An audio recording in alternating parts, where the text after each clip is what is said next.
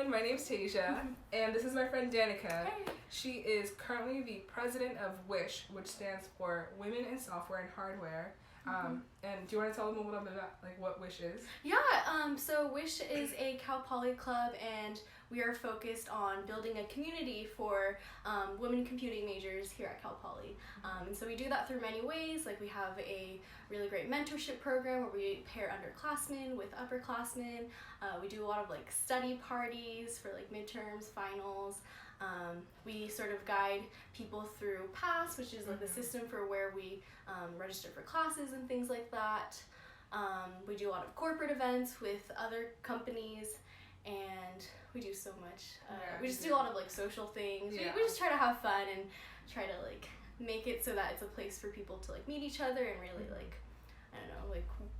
build community.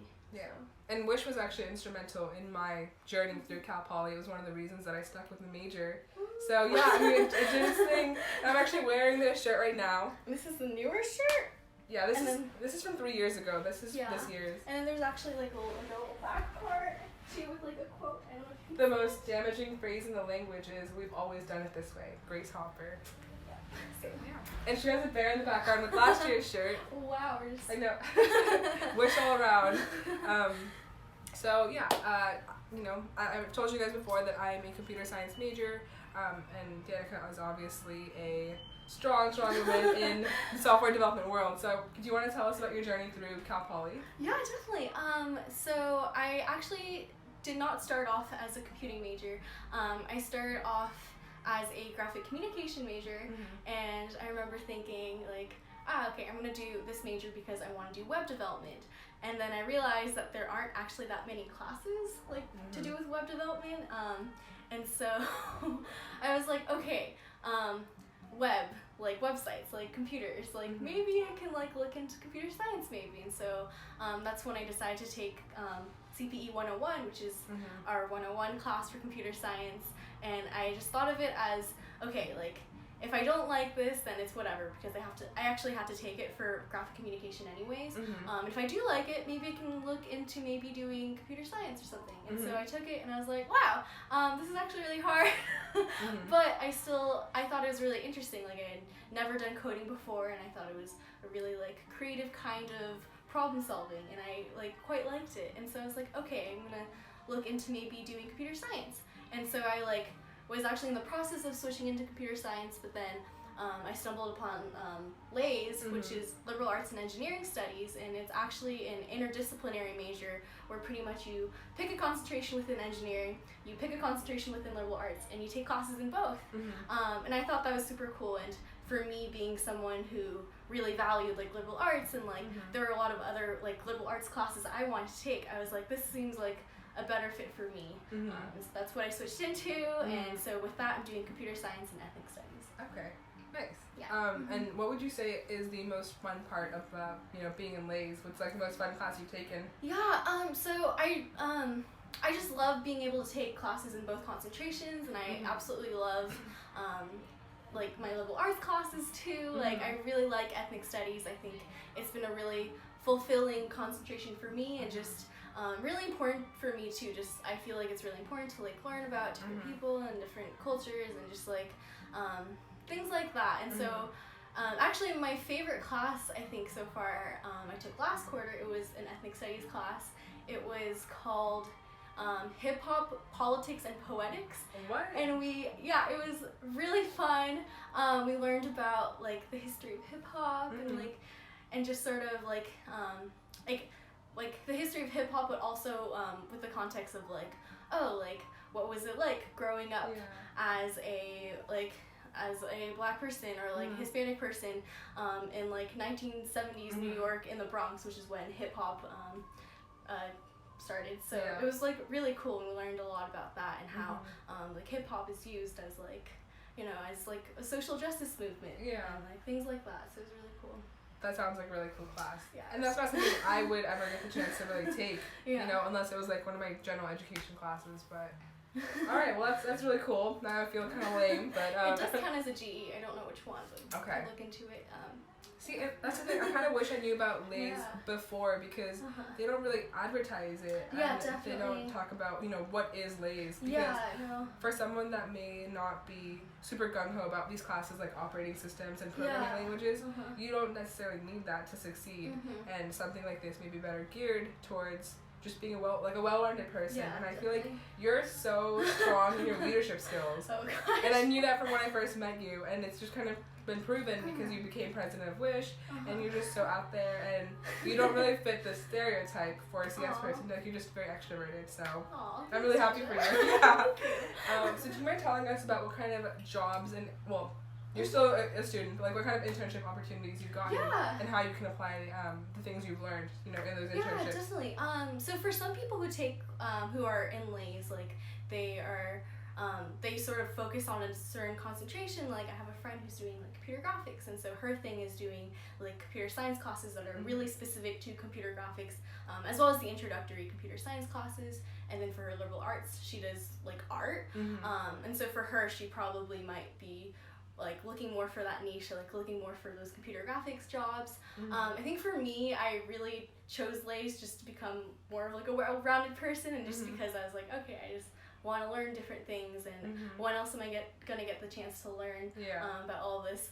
And so for me, I've sort of been still pursuing that normal like software engineering route to say, and I've had really awesome internships that I'm super grateful for. Like I know a big question like that I get from people who are interested in LAES is like, okay, like will this put me at any sort of disadvantage like compared to people who have done the like pure computer science or computer engineering route? And I think at least for me, like in my experience, like it's worked out great. And if anything, it also gives you a chance to like explain yourself and explain your education and like the classes that you've taken versus like someone who's like computer science, like it's already pretty self-explanatory. But liberal arts and engineering studies, like that sounds interesting. Like I've gotten that question so many times where people are like, hey, like tell me about this. Like what is it? Yeah, and so it just gives you a chance to sort of pitch it and like especially with recruiters, they're just very curious and they're like, tell me more.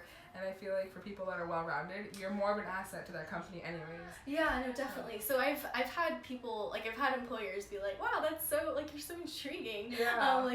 That's so cool. And so I feel like, and at least for my experience, it's like worked out fine. And like I've still gotten really awesome internships that I'm really like grateful for. So. Yeah. Do you mind talking about some of the internships you've done? Yeah. So the summer after my second year, I interned at this company called MarkLogic. They're known for NoSQL databases. That's really cool, and that was a really awesome like first internship experience. My second internship, I actually interned at Microsoft for their Explorer program. I remember when you got that. I was so happy for you. And then that's where I met Antonio, and like I don't know, I've met so many awesome people from that internship, and that's a really unique one in particular because the Explorer program, you get to try out both software engineering and program management. So I was like, wow, like I was really interested in PM, so it was a really awesome opportunity. And then this past summer, I interned at Salesforce, and I'll be going there for full time. So you're graduating this quarter? Yes, I'm graduating. Okay. Yes. She's doing it. She's getting out of here. Oh my gosh, that's amazing. Yeah. All right, I'm really happy. Okay, so my next question for you is, how rewarding is it being president? What are some of the things you kind of learned in your time? Oh my gosh, I've learned so much. I think for the first thing I learned was, I mean, as president, like, I definitely, even though I'm leading a group of like 20-ish officers, like, I definitely can't force anyone to do anything. And so, I think for me, my sort of philosophy has been like, letting people run with whatever they like feel passionate about, whatever they want to do, and just like being as supportive as I can be. I think I don't know, when I think of being president, I think of just being, super encouraging and super supportive and just providing everyone with as much resources and help as they need to make them feel empowered to do what they want to do. So I don't know, I think that's sort of how I've thought of being president. And I think that's actually been the most rewarding, is like watching my officers, like, you know, from the very first officer meeting where like people don't really know each other that much, and then like we slowly, like, we do more officer bondings, like we meet up more often, we work more closely together, and seeing everyone come together and be friends and like want to hang out outside of wish things, and also just see them grow as leaders too, like watching them take on things and be really passionate. Like I had one officer who was really passionate about doing a hackathon, and so that was our new community event. We actually teamed up with Hacks and we did a hackathon for high school students, and she was super passionate about that, and I let her sort of, you know, take the wheel on that and sort of spearhead that, and they did an awesome job with that. So. Yeah. Well, great. Yeah. Okay, so I have one more question for you. Let's say that I am a high school student, maybe I'm a junior, maybe I'm a senior in high school, and I don't know what I want to do. And maybe I know I want to kind of go into computing like you did. Okay. What would you tell me when I'm trying to discern between LAES and, you know, CS or GRC even? Definitely.